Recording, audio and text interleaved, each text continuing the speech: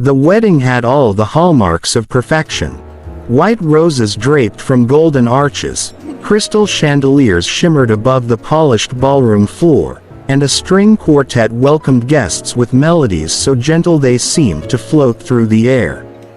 Every table was filled with laughter, clinking glasses, and conversations about the bride's stunning dress or the groom's emotional vows. I was there only because Ethan, the groom, had been my best friend since college. If he hadn't insisted that I attend, I would have skipped the celebration altogether. Weddings reminded me too much of promises that never lasted. After ending a 5-year relationship just months earlier, I had no interest in romance, dancing, or pretending to believe in happily ever after. My plan was simple: sit quietly through dinner, congratulate the newlyweds, and disappear before the dance floor became crowded. I had already decided exactly where I would park my car and how quickly I could slip out without anyone noticing. Halfway through dinner, I noticed her for the first time. She wasn't seated with the bride's family or the groom's closest friends.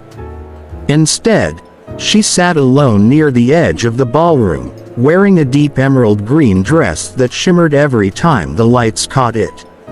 She wasn't trying to attract attention, yet somehow every movement drew my eyes toward her. She laughed softly at something an elderly woman beside her said, then quietly helped a little girl who had dropped her fork beneath the table. There was something calm about her, something genuine that felt strangely out of place among the expensive decorations and rehearsed smiles.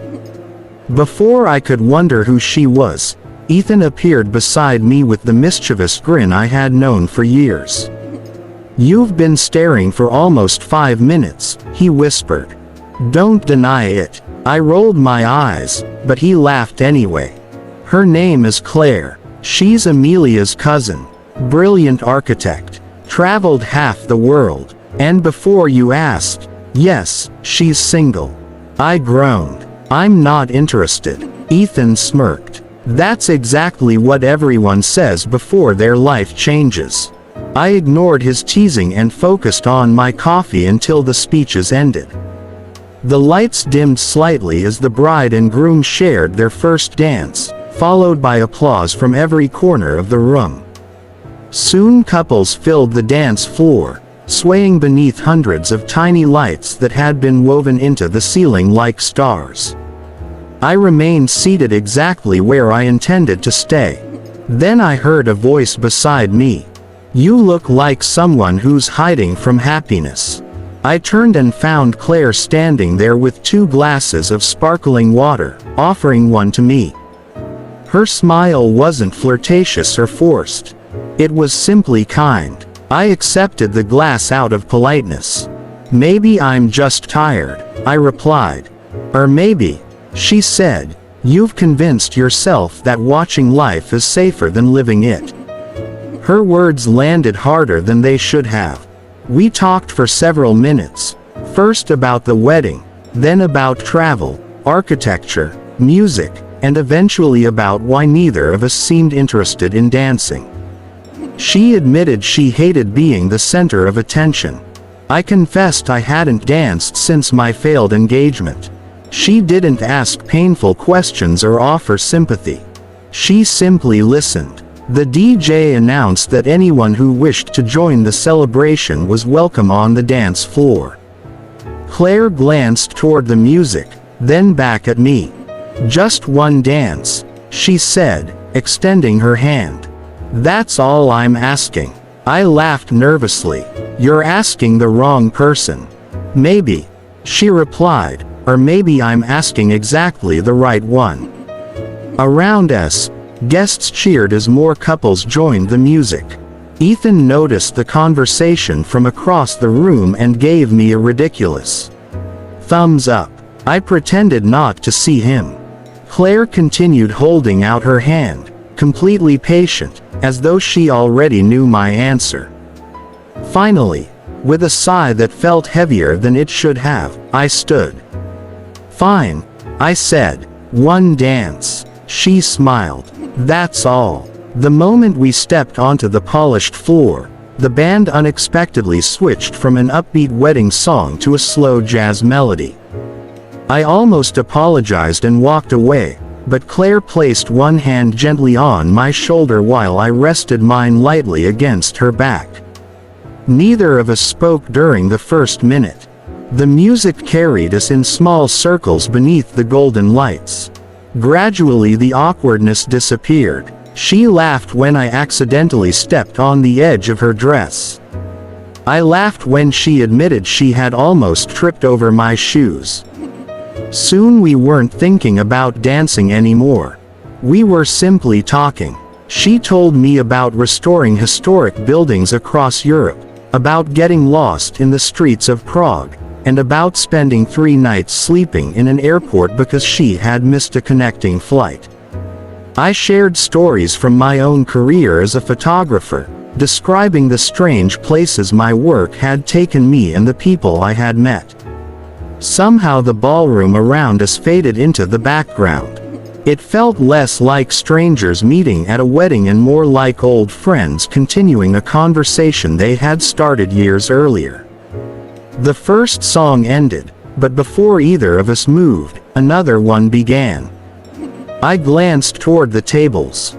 That was one dance. Claire tilted her head innocently. Was it? I think that counted as one song. I laughed despite myself. Nice technicality. Stay for one more, she said. Then you can leave. I nodded, unable to explain why saying no suddenly seemed impossible. The second song passed even faster than the first. Guests clapped and spun around us while children chased one another between the tables. The bride's grandfather joined the dance floor with surprising energy, earning cheers from everyone watching. Claire smiled at the joyful chaos around us. People always think weddings are about 2 people, she whispered. But they're really about reminding everyone else to hope again. Those words lingered in my mind long after the music changed once more. I realized I had stopped checking my watch. I had forgotten about leaving early. For the first time in months, I wasn't thinking about my past relationship or the future I had lost.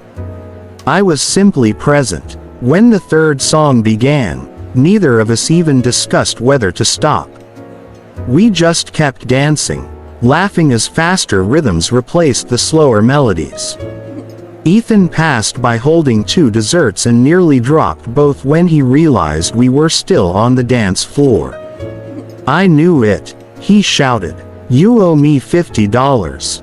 Apparently he had made a bet with another groomsman that I wouldn't survive even one song.